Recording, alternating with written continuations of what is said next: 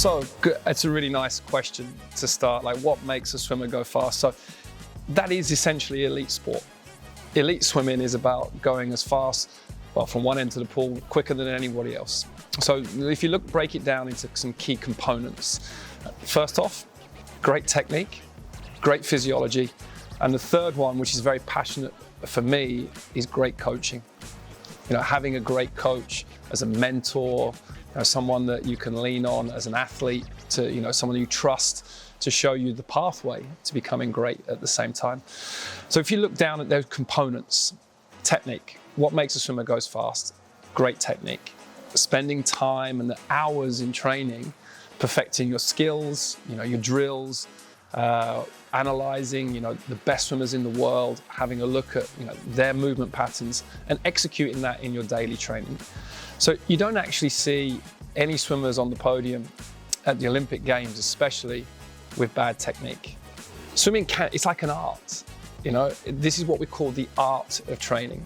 Technique-based skills is not based on your physiology, sports science, and the training side. It's based on the art, your ability, the athlete's ability to sort of transfer what the coach is asking them to do in the water. And that takes a lot of time. And I call that aquatic intelligence. You've got swimmers in the world like Chad Leclos from South Africa, Florent Manodou from France, and I call it aquatic intelligence. They have this ability to just watch what other swimmers do and transfer that into their technique. So what makes a swimmer go fast? Amazing technique. Number two, physiology. A lot of it, honestly, let's be honest here, it's what you're born with, your genetics, what your parents have given you through your upbringing. We all come from different mothers and fathers. We all come from different areas of the world. We all train in different ways. But then at the Olympic Games, the winning margins are so small. Everyone is following different programs. So a lot of this is from genetics, how you grow up as a human being, what your parents give to you. So there's an element of luck to that. If you look at Léon Marchand, for example, who's currently the best male swimmer in the world, his father was an Olympic athlete. So it's already Olympic swimmer. It was already in the family gene pool. So genetics, physiology, and the last thing, what makes a swimmer go fast? Amazing coaching. This is my passion. So I'm the high performance officer for World Aquatics. I work within the coaching certification program. I work with coaches all over the world. And I work on coaches being the best they can possibly be. You need a coach that's got the knowledge, they have the relevant skills, and also the most important thing about coaching is the presence. How the coach shows up, how the coach conducts themselves. I think I'll give you an example, right? Let's just think when you went to school. When you went to school, you had teachers at school and you had lessons. You had those lessons where you just didn't want to go to. You were uninspired. The teacher sometimes was strict, sometimes the lesson felt heavy, and then you also had the lessons where you loved to go to. You ran to the class, and I can see you smiling. You ran to the class, and the teacher was inspiring, empowering, motivating. This is the simplest form about me trying to explain what a great coach is. It's where the athletes, where people, they want to go to learn, they feel inspired, empowered. And that's the third element. Technical, tactical, physical. Thirdly, great coaching, an inspiring coach and an inspiring mentor, and someone that really knows, they know their skills and they have the knowledge to transfer and take you on the next part of the journey.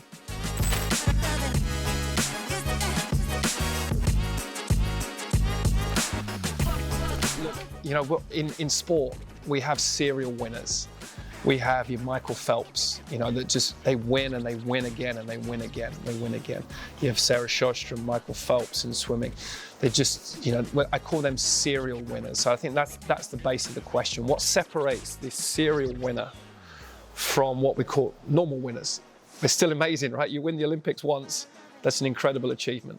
But then you get these, I call them unicorns, where they just keep going and winning. And what I've seen, I've been very, very lucky that I've been able to coach some serial winners, people that win all the time. And I tell you what, it's because of them. They're born with something different. And I'm going to give you the one thing that I've learned from these people is they love what they do. They absolutely love it. And you know, the beautiful thing about social media, like I now follow all the swimmers that I used to coach that have retired. And the serial winners, they still swim. They still go to the pool. They love it. You know, it's where the winning is just an outcome of the work. And they're also comfortable with themselves. They not understand who they are as people. They're comfortable in their own bodies. They can embody who they are as people and human beings. And they've got to a point where if they win, great. If they don't win, it doesn't change who they are as a person. Where a lot of athletes, when we're younger, we're trying to prove ourselves. So we're trying to prove ourselves to everyone. It doesn't matter if you're a swimmer, a runner, a businesswoman, a businessman. You're trying to prove your worth and you're trying to prove your identity. The serial champions are comfortable in their identity, win, lose or draw. So they love what they do. They go to training, especially in swimming. Like I'll give you an example, I can give you a real world. Sarah Sjöström from Sweden. She's been winning international gold medals since 2009. So we're now 16 years on of winning at the highest level. 16 years. And she's just had a baby. And I pick up my phone and I watch her swimming in the pool. She's going swimming because she loves it. And she'll build herself back up and she'll make a comeback when she's ready. And it's done on her terms. And I can just see her very comfortable with herself as a human being and as a person and her identity. So again, like the original question, I've gone off a little bit on a tangent, but what separates these serial winners is they love what they do. They love it. They have attention to detail that we can't understand. So sometimes when I coach these people, they know more than me. And I've developed this great phrase when I write a workout is, how would you make this better? And you get feedback from the athlete that you just would never have thought of. So the athlete then helps you to develop and makes you better as a coach. So they love what they do. Their intuition and instinct is outstanding. They embody, number 3, they embody their identity. They're comfortable in their own skin. They know who they are as people. And trust me, when you go to the call room and the ready room and you go to race, if you know in yourself the result doesn't change who you are as a human being, you're already a champion. And that's actually a huge advantage because a lot of swimmers, when they go to race, you talk about pressure. You know, they feel the bricks on their shoulder, the expectation. They feel, and you see a lot of great swimmers, they can't perform because of the expectation they put on themselves. These champions, they don't have it. They don't. And you watch them, they come back and they win a silver medal. They're disappointed, but next time I'm going to win. And that's, you know, they don't have these peaks of emotion. They don't have the peak and the peak depression either. They're a lot more stable on their levels.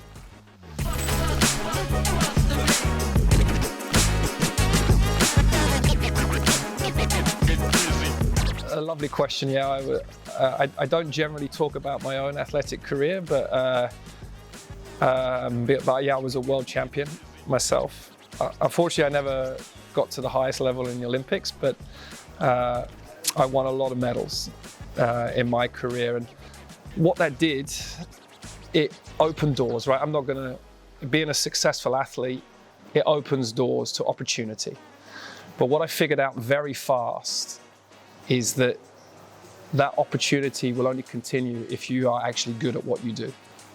You need to have the knowledge, you need to have the capabilities to back that up. Because when you're a coach, elite athletes at the highest level, they will not waste their time on you. If you do not know what you're doing, if you do not have the skill set and capabilities, they will move. Because the elite athlete is very selfish and very focused on themselves winning medals. So they should be. That's the job of an elite athlete, to focus entirely on yourself and how you become a champion. So as a coach, yes, so my athletic career opened doors for me to get into coaching, because you have this credibility in the industry, not in coaching, but you have a credibility.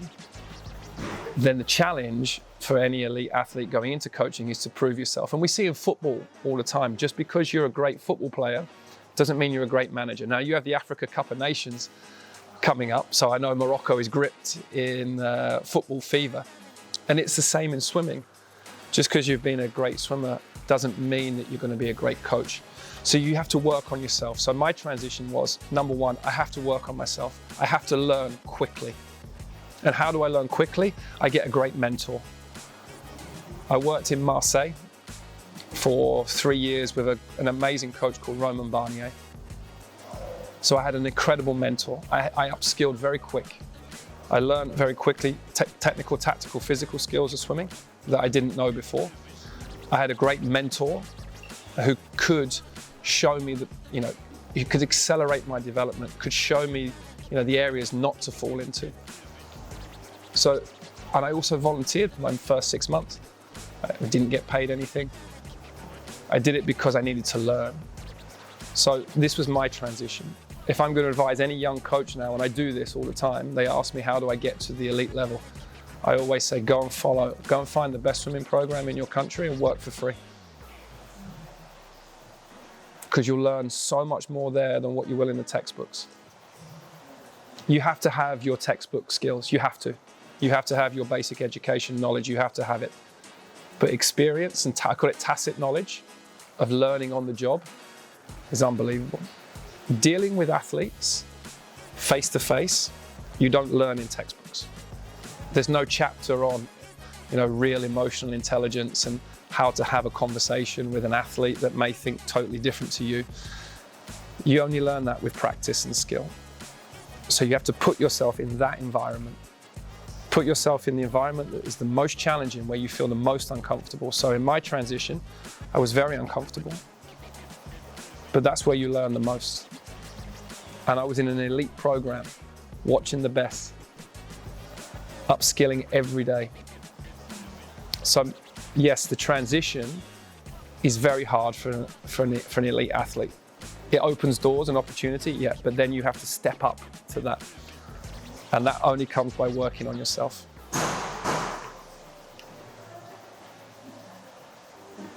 C'est bon? Marseille. Avant, j'habite à Marseille. Ah, ok. Avant, ouais. J'ai toujours un accent, hein. Ça va bien? Ça va bien? Ça va bien? J'ai quitté la France en 2012. J'ai passé les années magnifiques là-bas, au cercle de nageurs de Marseille. J'entraîne plein de nageurs de Maghreb aussi. C'est une ville spéciale, mais j'adore. I miss my life in France.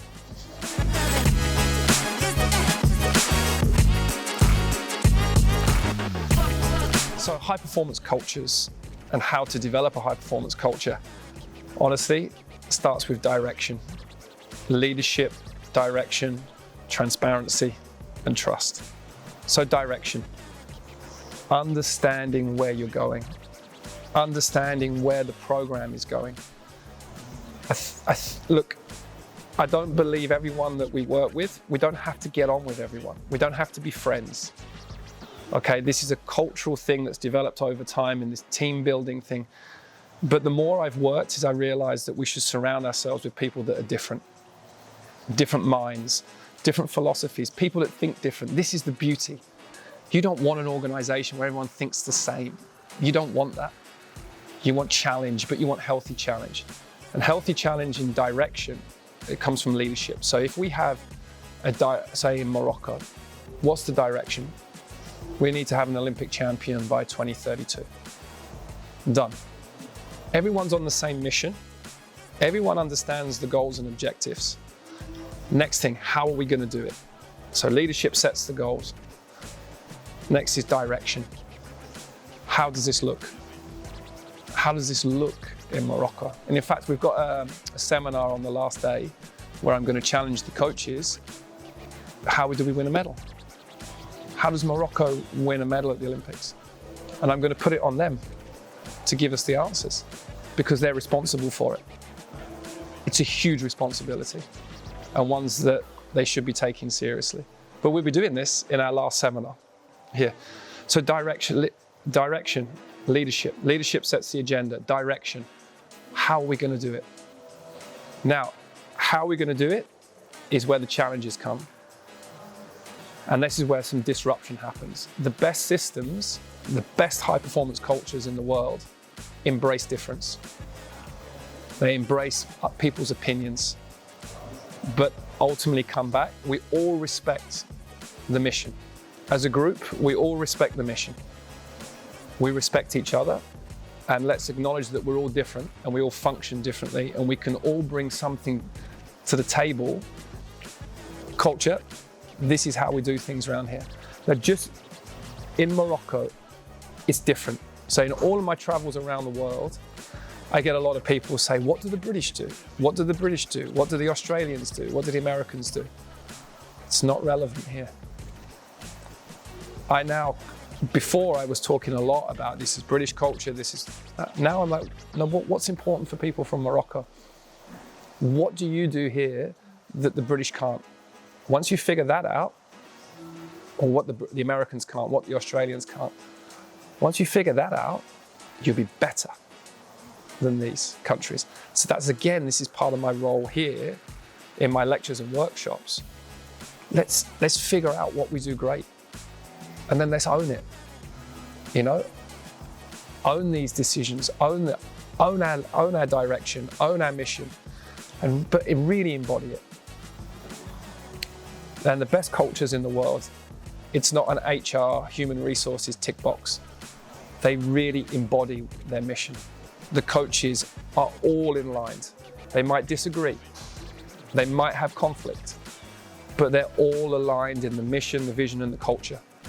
This is how we do things around here. And this would be great to do here in Morocco, to really understand what we're good at and embody it. And this is how we're going to do it. Let's have a table, let's get everyone, let's have an elite group. Let's accept that we don't have to be friends. We don't have to dance around and pretend that we love each other, but we all respect what we're doing. We all respect we're here for the same reason. And that's where the culture really takes over. And again, the high performance programs, it's a myth that everyone believes that they're all harmony. Everyone believes in harmony. I can tell you this is not harmony. Every business, every high performance team, every sports team has dysfunction. Real Madrid is dysfunctional, especially at the moment. Manchester United is super dysfunctional. The businesses, but it's the businesses, the sports teams that manage this dysfunction the best, become the best, have the best cultures. And they're also the ones that own up to it. Like we don't pretend to be perfect, but we strive to be perfect, but we don't pretend to be. And I said trust. I did say trust. That was my last point. And there is this, but trust from the leadership. So I know that I can have a safe conversation with you. You're in charge. You're the president of the federation. But I know I can come and sit down and have a very honest conversation with you about the structure, and I'm not going to be penalized for it. That is critical from a leadership point of view, because that shows integrity from the leadership. It shows that we're open to communicating. And that's what the best federations in the world have: great leaders, great head coaches, and the greatest head coaches all follow this path. They're open, they're clear communication and trust, but they're also strong in their leadership. They're happy to take responsibility. Thank you very much for your contribution. I love what you brought to the table, but I need to make this decision, and this time we're going to do it this way.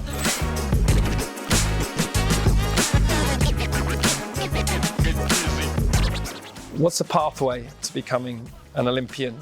What's the pathway of development. I think that's the understanding of the question. So first off, it's a great foundation when you're a junior athlete.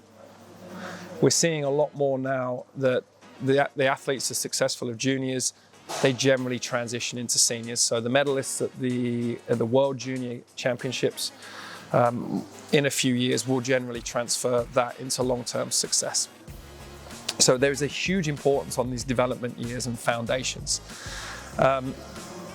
It's incredibly difficult as a federation to make sure that the young children are in the right areas with the right coaches, because you want them to be kids, right?